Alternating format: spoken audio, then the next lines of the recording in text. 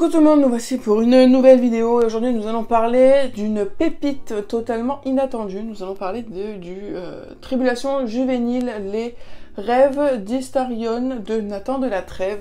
Donc c'est un livre que j'ai reçu il y a maintenant un petit moment, je l'ai reçu en mars, pile au moment où j'apprends que je suis enceinte et que j'ai passé les 3 mois merdiques. Donc je ne le lis que maintenant, mais l'auteur a été très compréhensif comme tous les autres d'ailleurs. Donc du coup là on est dans de la fantasy, je l'ai lu en lecture commune avec 2 autres personnes qui étaient elles un peu plus expérimentées dans le domaine de la fantasy. Moi je suis encore dans le stade novice, donc du coup on avait différents points de vue, mais le bilan était le même pour toutes les 3, on a adoré, on a vraiment adoré. Et donc du coup c'est vrai que bon comme je vous ai dit je suis novice dans la fantasy, donc j'avais un peu d'appréhension à me lancer dans cette lecture parce que je ne savais pas si j'allais être totalement immergée dedans, si j'allais réussir à me faire à tous les mondes, à toutes les créatures, etc. Et ça a été pari gagnant totalement pour l'auteur. Et donc du coup, là on va parler de 3 personnages différents qui vont mener tous les 3 une aventure différente dans un contexte de guerre. En gros, pour le speech, c'est ça, bien que le monde soit beaucoup plus complexe, mais je n'ai pas envie de vous en dire plus parce que il a tellement travaillé sur le scénario, il a tellement imaginé de choses que j'ai pas envie de gâcher tout ça, j'ai pas envie de gâcher cette surprise parce que quand je me suis lancée dans cette lecture, je n'ai retenu que ça dans ma tête et je n'ai pas relu en fait le résumé parce que le résumé en dit assez, donc c'est pareil vu qu'il est en barre d'infos. Voilà, je vous en dis pas plus là de vive voix. Et j'ai vraiment adoré parce que ça a été hyper facile en fait de rentrer dedans. Il a vraiment une plume immersive. Il a un découpage de chapitres vraiment parfait, c'est-à-dire que ce sont que des chapitres courts en fait. Donc là aussi ça fait un page turner, il a une plume fluide. Il n'y a pas des descriptions à profusion et c'est vrai que des fois j'avais cette appréhension-là parce que dans la fantasy, vu que ce sont des mondes parfois très complexes, il y a besoin de beaucoup de descriptions pour décrire au mieux possible le monde qui est totalement imaginaire et donc du coup qu'il faut vraiment que ce soit très précis pour que le lecteur puisse imaginer le monde que s'imaginait l'auteur. Mais là, du coup, avec le peu de description, eh ben, sa plume a fait qu'il n'avait pas besoin de déblatérer pendant des pages et des pages pour nous faire comprendre à quoi ressemblait le paysage. Et c'était très facile, du coup.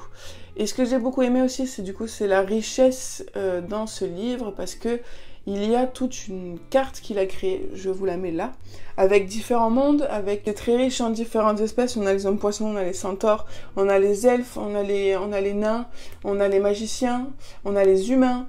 Et du coup, vu qu'en ce moment mon mari est en train de regarder les Anneaux du pouvoir, ça m'a vraiment fait penser à ça, parce que par toutes ces populations, et ben ça en fait quelque chose de vraiment très riche. Sauf que des fois quand je regarde les Anneaux du pouvoir avec mon mari, je me dis mais en fait c'est trop compliqué de retenir tout là, de savoir où est-ce que les nains vivent, de savoir où est-ce que les humains vivent et puis les alliances entre certains peuples, etc. Moi je me perds en fait dans cette série. Mais du coup là vu que c'est bien écrit, et ben en fait c'est beaucoup plus simple.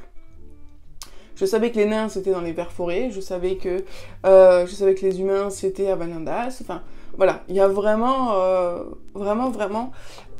beaucoup de potentiel là-dedans et j'espère vraiment qu'il va y avoir un tome 2, normalement oui. Je ne sais pas quand par contre, mais il y a vraiment énormément de potentiel là-dedans, vraiment.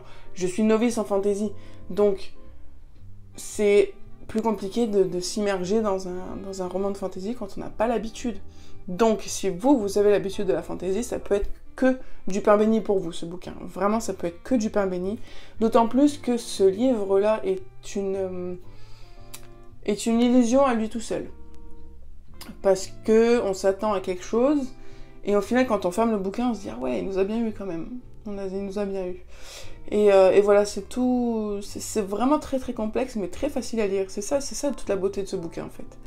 Et voilà quoi, vraiment, il nous a mené en bateau de A à Z, et puis au final, ça ferme, enfin on va dire que cette fin rejoint le début, et ça ferme la boucle en fait. Ça ferme très bien la boucle, et voilà. J'ai vraiment beaucoup aimé, en tout cas c'est vraiment un coup de cœur, et je remercie l'auteur de m'avoir réconcilié avec le genre de la fantasy, parce que maintenant, je pense que je peux passer à un niveau au-dessus de fantasy parce que j'ai un peu plus habitué mon imagination, mon imaginaire et mon cerveau à assimiler plein de choses comme ça. Mais voilà, je vais pas me lancer dans du fantasy pur et dur, quoi. Je pense que je vais continuer dans ce style-là, de la fantasy un peu plus souple. Voilà. Donc voilà, j'espère que cette vidéo vous aura plu et convaincu de lire ce livre de fantasy. Je vous fais plein de gros bisous et je vous dis à très bientôt sur la chaîne pour une nouvelle vidéo.